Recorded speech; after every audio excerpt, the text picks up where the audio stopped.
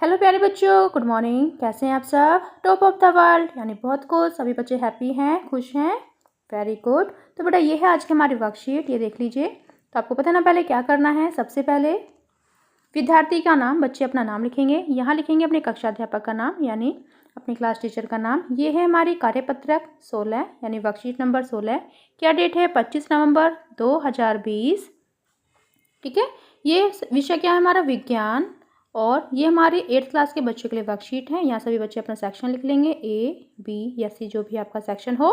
और आज का हमारा टॉपिक क्या है? आज का हमारा टॉपिक है धातु एवं अधातु। तो चलिए शुरू करते हैं। अब तक हमने धातुओं और अधातुओं के बारे में बहुत कुछ जाना। आज हम धातु और अधातु के भौतिक गुणों की तुलना करते हुए उन सभी की पुनरावृत्ति करेंगे, उनको दोहराएंगे। तो चलिए देखते हैं। यहाँ पर देखिए, यहाँ पर क्या लिखा है? गुण। यहाँ पर है धातु और यहाँ पर है अधातु। ठीक है।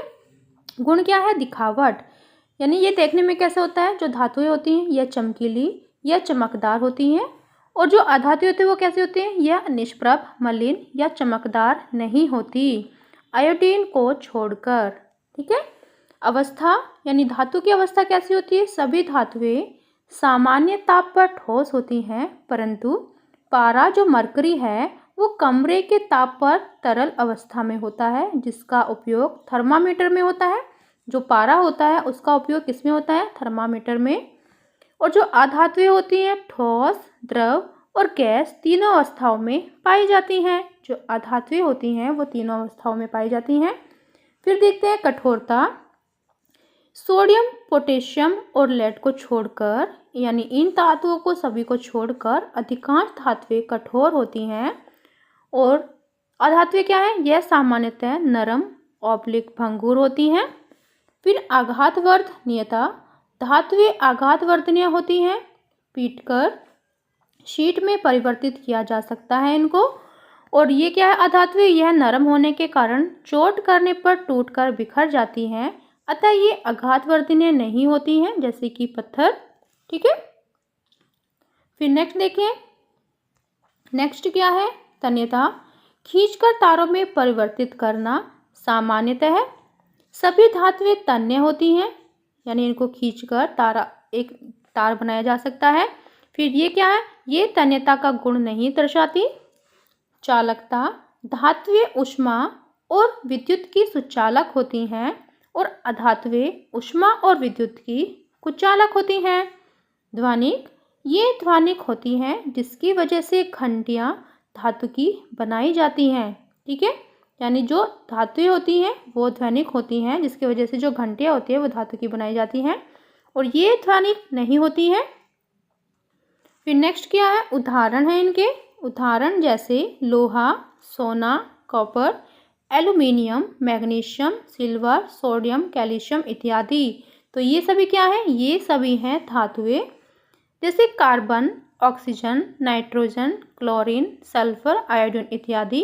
और ये सभी क्या है? ये सभी हैं अधातुएं। तो आज का हमारा प्रश्न क्या है? देखते हैं।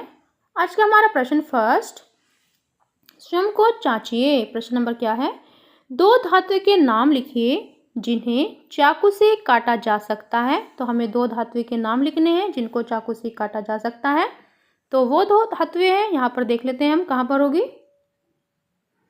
यहाँ पर देखिए, यहाँ पर लिखा है सोडियम, पोटेशियम और लेड को छोड़कर अधिकांश धातुएं कठोर होती हैं। तो यानी यहाँ पर हम लिखेंगे अपना आंसर सोडियम और पोटेशियम। ठीक है। दो धातुएं जिन्हें चाकू से काटा जा सकता है। First is sodium,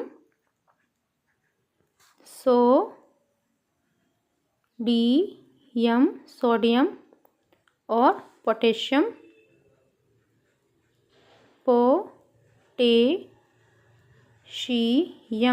potassium. ठीक है।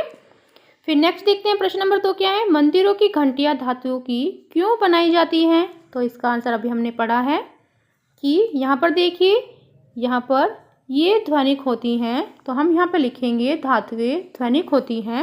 यहाँ पर लिखा है ना, मंदिरों की घंटियां धातु की क्यों बनाई जाती हैं। तो हम पहले यहाँ पर धातुएं लिखेंगे, धातुएं। ठीक है। धातुएं ध्वनिक होती हैं जिसकी वजह से घंटियाँ धातु की बनाई जाती हैं। यानी जब वे धातुएं आपस में टकराती हैं तो वे तीखी यानी कड़काहट की आवाज़ देती हैं, इसलिए ये जो घंटियाँ हैं ये धातु की बनाई जाती हैं। फिर नेक्स्ट देखते हैं क्या है हमारा प्रश्न नंबर 3। प्रश्न नंबर हमारा 3, अपने आसपास उपस्थित किन्हीं 4 धातुएं और अधातुओं के नाम लिखिए। तो हमें लिखना है, हम क्या लिखेंगे, हमें लिखनी है यहाँ पर देखिए ये धातुएं हैं यानी धातु। तो 4 धातुओं के नाम यहाँ से लिख लेंगे हम, जैसे लोहा, सोना, कॉपर, एल्युमिनियम। ठीक है, ये हमारे क्वेश्चन नंबर 3 का आंसर होगा। और अधातुएं, तो ये है अधातुएं, अधातु, यहाँ से हम अपना आंसर लिख लेंगे। अधातु कौन सी है, carbon, oxygen, nitrogen, chlorine, sulphur, iodine, इसमें से हम कोई भी 4 लिख लेंगे। ओके, 4 लिखनी है ना हमें, यस। फिर नेक्स्ट देखते हैं हमारा क्वेश्चन नंबर 4, धातुओं और अधातुओं में अंतर स्पष्ट कीजिए। तो इसका आंसर आपको यहाँ पर देखिए, ये सभी क्या हैं, ये सभी हैं धातुएं और ये सभी हैं अधातुएं, यानी यहाँ से लेकर आपको नीचे तक इनका अंतर स्पष्ट हो रहा है। यानी जो धातुएं होती है चमकीली या चमकदार होती हैं और जो अधातुएं होती हैं या निष्प्रभ, मलिन या चमकदार नहीं होती, आयोडीन को छोड़कर। तो इसका आंसर हम यहाँ से लेकर क्वेश्चन नंबर 4 का आंसर, क्वेश्चन 4 आंसर यहाँ से लेकर नीचे तक लिखेंगे। ठीक है, क्योंकि ये सभी क्या है, धातु और अधातुओं में अंतर है, यहाँ तक हम लिख लेंगे, राइट। फिर नेक्स्ट क्या है क्वेश्चन नंबर 5, एक ऐसी धातु का नाम बताइए जो कमरे के ताप पर द्रव अवस्था में होती है।